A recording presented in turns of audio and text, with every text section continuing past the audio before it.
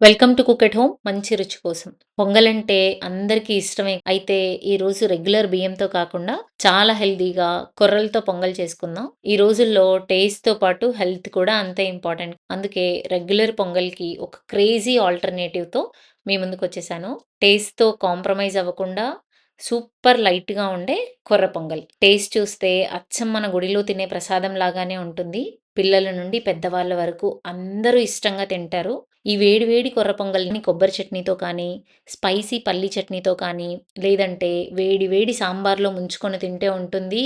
అబ్బా! ఆ రుచి చూసి తీరాల్సిందే. వీడియో స్కిప్ చేయకుండా ఎండ్ వరకు చూడండి. కేవలం 15 నిమిషాల్లో ప్రెషర్ కుక్కర్‌లో అద్దిరిపోయే టేస్ట్‌తో కొర్ర పొంగల్. ఇక లేట్ చేయకుండా ప్రాసెస్‌లోకి వెళ్ళిపోదాం. దీనికోసం ముందుగా ఒక కప్పు పెసరపప్పు, కొద్దిగా జీడిపప్పు, కొన్ని పచ్చిమిరపకాయలు, కరివేపాకు, రుచికి సరిపడ్డ ఉప్పు, కొంచెం జీలకర్ర, అలానే మిరియాలు.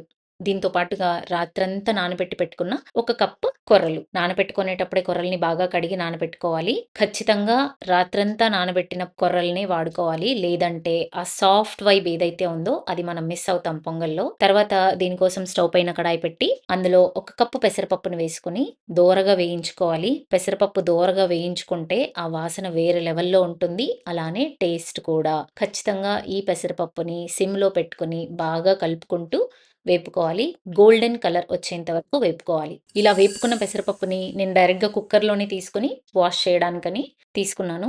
ఇలా కుక్కర్‌లో వేసుకొని వాటర్ వేసి బాగా కడిగి యూజ్ చేయాలి మనం.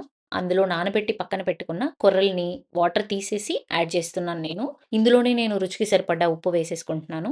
ఇప్పుడు మనం 2 కప్స్ తీసుకున్నాం కదా!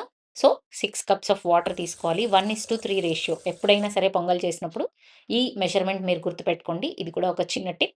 చాలా క్రీమీ టెక్స్చర్‌తో వస్తుంది. ఇలా వాటర్ కన్సిస్టెన్సీ తీసుకుంటే 1:3 రేషియో. నేను 3 విజిల్స్ వచ్చేంత వరకు పెట్టాను. ఇక అసలైన ప్రాసెస్ ఇక్కడే మొదలవుతుంది. ముందుగా పోపు కోసం 2-3 టేబుల్ స్పూన్ల నెయ్యి వేసుకోవాలి. నేనైతే 3 టేబుల్ స్పూన్ల నెయ్యి వేశాను. మన పొంగల్ కమ్మగా ఉంటుందని చెప్పి. నెయ్యి బాగా వేడి అయిన తర్వాత ఇందులో జీడిపప్పును వేసుకొని దోరగా వేయించుకుంటున్నాను.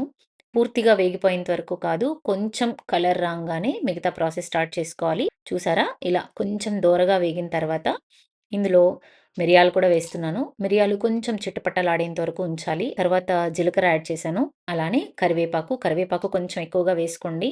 కమ్మగా ఉంటది. అలానే కారం కోసం పచ్చిమిరపకాయలు, మిరియాలు చూసుకొని వేసుకోండి. నేను పచ్చిమిరపకాయలు, మిరియాలు 2 సమానమైన క్వాంటిటీలో వేశాను. పప్పులు వాడాం కదా! సో, కొంచెం ఇంగువ వేశాను. టేస్ట్ ఇంకా బావుంటుంది అని చెప్పి. రెడీ చేసి పెట్టుకున్న పోపు ఏదైతే ఉందో దాన్ని మొత్తం తీసుకొచ్చి ఇందులో వేసేసి బాగా కలపాలండి. ఇలా బాగా కలిపిన తర్వాత సర్వ్ చేసుకోవడానికి వేడి వేడిగా కొర్ర పొంగల్ రెడీ. ఎన్నో న్యూట్రియంట్స్ ఉన్న ఈ కొర్ర పొంగల్‌ని మీరు ఏ రకమైన చట్నీతో తినడానికి ఇష్టపడతారో కామెంట్ చేసి చెప్పండి. అలానే ఈ కొర్ర పొంగల్‌ని మీ ఫ్రెండ్స్ అండ్ ఫ్యామిలీతో షేర్ చేసి, ఈ వీడియో గనుక మీకు నచ్చినట్టయితే నా ఛానల్‌ని సబ్స్క్రైబ్ చేసుకోండి. Thank you.